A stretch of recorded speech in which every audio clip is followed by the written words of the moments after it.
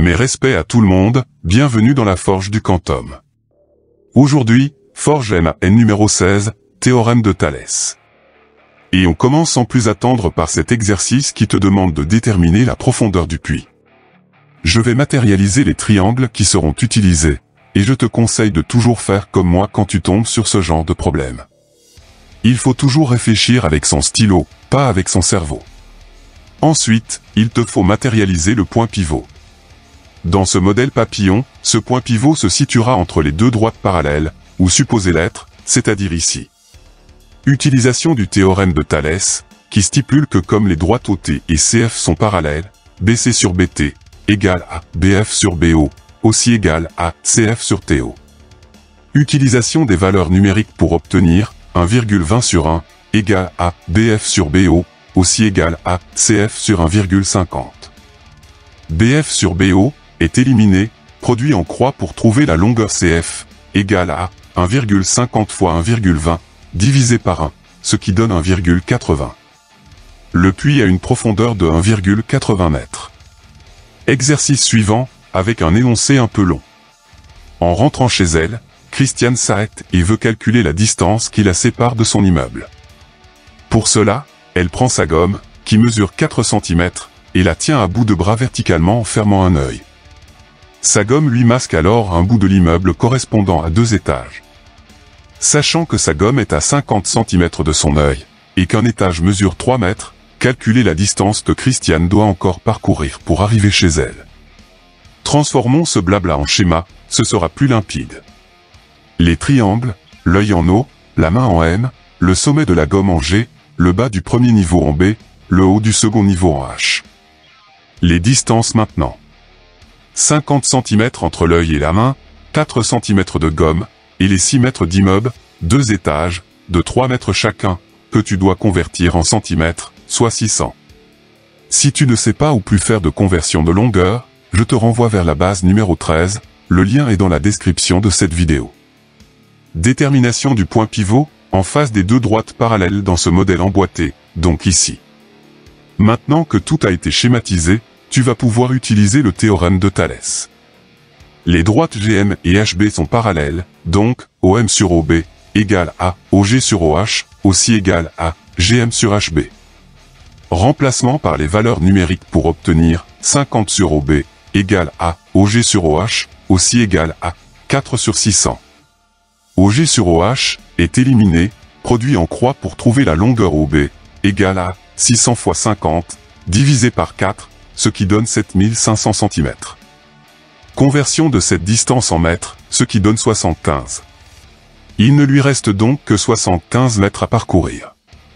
Exercice suivant avec une partie de la façade de cette maison individuelle en figure 1, reproduite en figure 2. Transformation du blabla en schéma, je refais la figure, proprement à la règle, sans souci d'échelle, mais assez grand. Je reporte correctement les points et les mesures indiquées, puis je change de page et ne conserve que ce schéma légendé, ainsi que les 3 questions de l'énoncé. Première question, calculer GC et arrondir au centième, soit 2 chiffres après la virgule. C'est parti. Je matérialise envers la partie du schéma que je vais utiliser, et comme c'est un modèle emboîté, le point pivot sera ici. On passe au calcul. D'après le théorème de Thalès, comme les droites BF et GC sont parallèles, sinon l'architecte et les maçons doivent retourner à l'école, AB sur AC, égale à AF sur AG, aussi égale à BF sur GC. Remplacement par les valeurs numériques pour obtenir 3,2 sur 3,2 plus 1,7, égale à AF sur AG, aussi égale à 1,85 sur GC. Suppression de AF sur AG, produit en croix pour trouver la longueur GC, égale à 3,2 plus 1,7 fois 1,85, divisé par 3,2, soit environ 2,83 mètres. Je rajoute cette information en violet sur le schéma pour ne pas perdre des yeux. Question suivante, calculer EC et arrondir au dixième, soit un chiffre après la virgule. Je matérialise envers la partie du schéma que je vais utiliser, et comme c'est un modèle emboîté, le point pivot sera ici. On passe au calcul. D'après le théorème de Thalès, comme les droites BF et CE sont parallèles, sinon l'architecte et les maçons doivent vraiment retourner à l'école, DC sur DB, égale à DE sur DF, aussi égale à CE sur BF. Remplacement par les valeurs numériques pour obtenir 4,10 sur 4,10 plus 1,7 égale à DE sur DF, aussi égale à CE sur 1,85. Suppression de DE sur DF, produit en croix pour trouver la longueur CE, égale à 4,10 fois 1,85, divisé par 4,10 plus 1,7, soit environ 1,3 mètres. Je rajoute cette information en marron sur le schéma pour ne pas perdre des yeux. Dernière question, en déduire GE, qu'il faudra arrondir au dixième, soit un chiffre après la virgule. Sur le schéma, on voit que GE plus EC égale à GC, donc GE est égal à GC moins EC. GE égale à 2,83 moins 1,3, ce qui donne 1,5 mètre avec un arrondi au dixième. Exercice suivant, il va falloir voir si les deux plateaux de cette desserte à roulettes sont parallèles.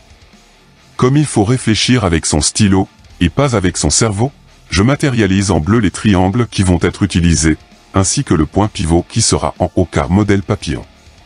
Il va falloir utiliser la réciproque du théorème de Thalès, qui stipule que si OA sur OD égale à OB sur OC, aussi égale à AB sur CD, alors les droites AB et CD sont parallèles.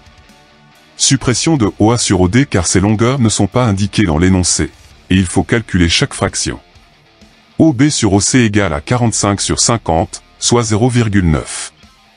AB sur CD égale à 76 sur 100, soit 0,76, différent de 0,9. Donc les plateaux de cette desserte ne sont pas parallèles. Dernier exercice. Dans un coin de sa chambre mansardée, Estelle installe une étagère représentée sur le schéma ci-dessous. On suppose que la droite AB est perpendiculaire à la droite BC. Estelle a-t-elle raison de penser que l'étagère représentée par le segment DE n'est pas perpendiculaire au mur représenté par le segment AB? C'est ce qu'on va voir. Avant de commencer, matérialisation du point pivot, qui se trouve en ACAR modèle emboîté. Ensuite, utilisation de la réciproque du théorème de Thalès, qui stipule que si AD sur AB égale à AE sur AC, aussi égale à DE sur BC, alors les droites DE et BC sont parallèles. Suppression de DE sur BC car ces longueurs ne sont pas indiquées dans l'énoncé, et il faut calculer chaque fraction. Mais avant, il est impératif d'avoir la même unité sur toutes les longueurs. De ce fait, il va falloir convertir en centimètres toutes celles qui sont exprimées en mètres, les segments AD et AE, en les multipliant par 100, car un mètre égale à 100 cm. AD sur AB égale à 200 sur 200 plus 50, soit 4/5, donc 0,8. AE sur AC égale à 240 sur 240 plus 70, soit 24 sur 31, environ égal à 0,774, différent de 4/5. Donc les droites DE et BC ne sont pas parallèles, ce qui entraîne que l'étagère DE n'est pas perpendiculaire au mur AB. En effet, le sol BC est perpendiculaire au mur AB, car indiqué dans l'énoncé, mais l'étagère DE n'est pas parallèle au sol donc, non perpendiculaire au mur. La forge est désormais terminée. Des questions? Un complément d'information. Rejoins-moi dans l'espace commentaires. D'autres exercices en PDF, librement téléchargeables, sont disponibles dans la description de cette vidéo. À toi de forger maintenant. Prochaine vidéo sur l'enclume. Que la forge soit avec toi. Stay tuned. Tchuss.